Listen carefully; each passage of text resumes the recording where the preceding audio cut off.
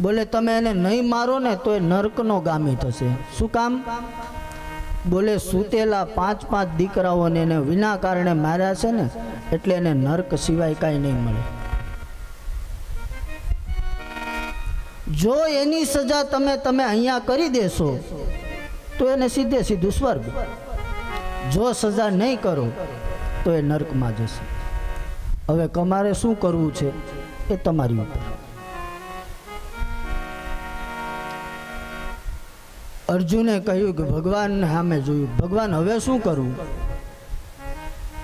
મને તો કાંઈ રસ્તો નથી મળતો આમાં, તમે કહો શું કરવું?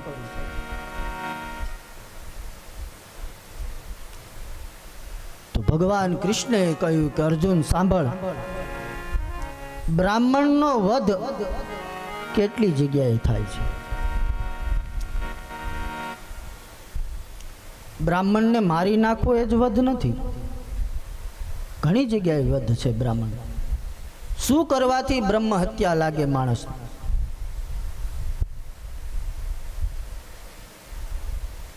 વપનમ, પેલું બ્રાહ્મણનું મુંડન કરી અને એને કાઢી મૂકવામાં આવે ને તો બ્રહ્મ હત્યાનું પાપ છે.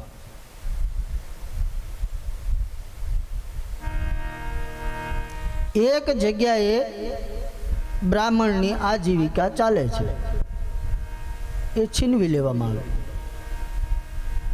કે અહીંયા આપણે મહારાજ છે ને, જે મંદિરની પૂજા કરે છે અમારે, એ સ્થાય છે, એ અહીંયા પૂજા કરે છે. હવે અમે અત્યારે એટલા બ્રાહ્મણો છે, આમાંથી તમને કોઈ સારો લાગે એને તમે આ મંદિરે બેસાડી દો, ઓલા મહારાજને રજા આપી દો, તો એ બ્રહ્મ હત્યા સમાનનું પાપ છે. શું કામ? બોલે મહારાજની એકની તમે આજીવિકા ચાલુ કરી પણ બીજાની તમે છીનવી લીધી છે. તો બ્રાહ્મણની આજીવિકા છીનવી લેવી. બીજી, બ્રાહ્મણનો શિખા ચોટી એ કાપી લેવામાં આવે તો બ્રહ્મ હત્યા સમાનનું પાપ લાગે. ભરી સભામાં બોલાવી અપમાન કરી અને એને કાઢી મૂકવામાં આવે તો પણ બ્રહ્મ હત્યા સમાનનું પાપ છે. શું કામ? બોલે તમે એનું અપમાન કર્યું છે.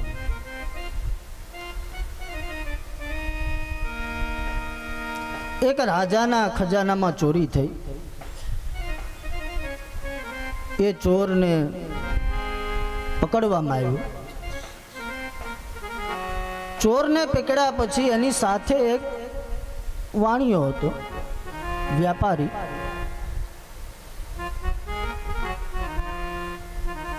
એ વ્યાપારીને પણ સિપાહીઓ પકડીને લઈ આવ્યા.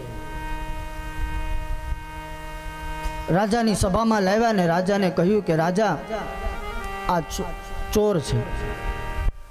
બોલે આ તો ચોર છે પણ આ તો વાણિયો છે ને. બોલે ચોરીમાં એનો સાથ છે. બોલે શું સજા કરવી? એટલે રાજાએ કહ્યું તો એક કામ કરો,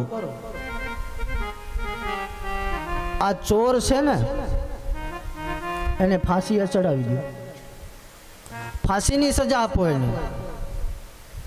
અને આ વાણિયો છે ને એને ખૂબ અપશબ્દ કીધા, અપમાન કરી અને રાજ્યમાંથી કાઢી મૂકવામાં આવ્યું. જાઓ તમે.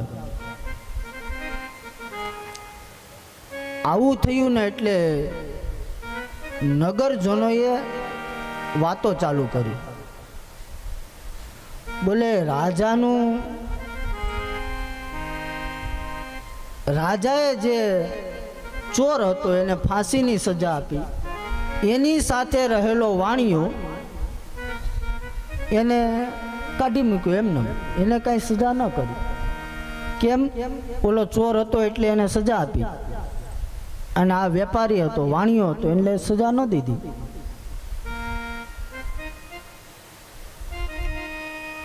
આ વાતો થતી થતી જ્યારે રાજા પાસે આવી, સિપાહી આવ્યો અને કહ્યું, રાજા, નગરમાં આવી બધી વાતો થાય છે કે રાજાનો ન્યાય બરાબર નથી. બરાબર ન્યાય હોવો જોઈએ ને. ચોરને ફાંસી અને વાણિયાને અપમાન, આવું ન થવું જોઈએ. રાજાએ કહ્યું કે મેં જે કાંઈ કર્યું છે ને બરાબર કર્યું છે. બોલે કેમ? બોલે ચોરને ફાંસી આપીને એનું મૃત્યુ થયું ને. બોલે હા. તો હવે જાઓ તમે વાણિયાને ઘરે જઈને જોઈ આવો. વાણિયાને ઘરે જઈને જુએ છે તો એ અપમાન સહન ન કરી શક્યો. પરિણામે વાણિયો ઘરમાં ગળા ફાંસો ખાઈને મૃત્યુ પામ્યો. પણ અપમાન જે સહન ન કરી શકે, બાકી ગમે એમ કયો કાંઈ ફેર ન પડતો હોય તો એને અપમાન કરવાને એને કાંઈ લેવા દેવા જ નહીં. શું બે ગાળું દીધી છે ને સાંભળી લેવું, કાલ પાછા વાત.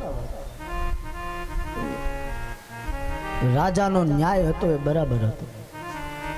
ઓલો અપમાનથી મૃત્યુ પામ્યો અને આને ફાંસીની સજા મળી. તો હવે શું કરવું? બોલે બ્રાહ્મણનો વધ અપમાન કરવાથી પણ થાય. એને જે દક્ષિણા આપો છો એ પાછી લઈ લેવામાં આવે તો પણ બ્રાહ્મણ વધ સમાનનું પાપ છે. અર્જુને કહ્યું કે ભગવાન હવે કાંઈ રસ્તો બતાવો. ભગવાને રસ્તો બતાવ્યો. અર્જુન, આનો શિખામણી છે, આના કપાળમાં મણી છે, એ મણી કાઢી લ્યો, અપમાન કરી અને એને છોડી દો. તમારી પ્રતિજ્ઞા પણ પૂરી થશે અને બ્રાહ્મણનો દીકરો જીવતો પણ રહેશે. અશ્વસ્થામાને છોડી દેવામાં આવ્યો. અશ્વસ્થામાં ત્યાંથી ભાગ્યો.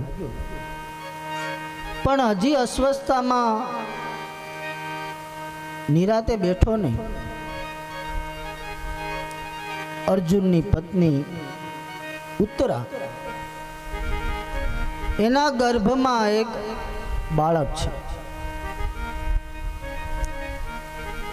અશ્વસ્થામાં એ બ્રહ્માસ્ત્ર છોડ્યું અને ઉત્તરાના ગર્ભમાં રહેલું બાળક એનો નાશ કરવા માટે થઈ અને અશ્વસ્થામાં જ્યારે તૈયાર થયો ત્યારે બોલે ઉત્તરા દોડતી દોડતી આવી ભગવાન પાસે. ભગવાનને કહ્યું, ભગવાન, મારી અંદર રહેલું બાળક એનો કોઈ નાશ કરવા માંગે છે. ભગવાને દિવ્ય દ્રષ્ટિ કરી જોયું. બોલે અશ્વસ્થામાં એ બ્રહ્માસ્ત્ર છોડ્યું છે.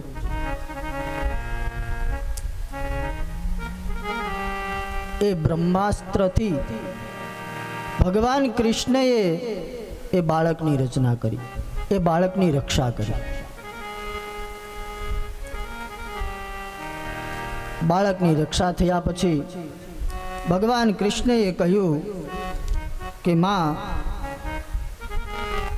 હવે હું જાઉં.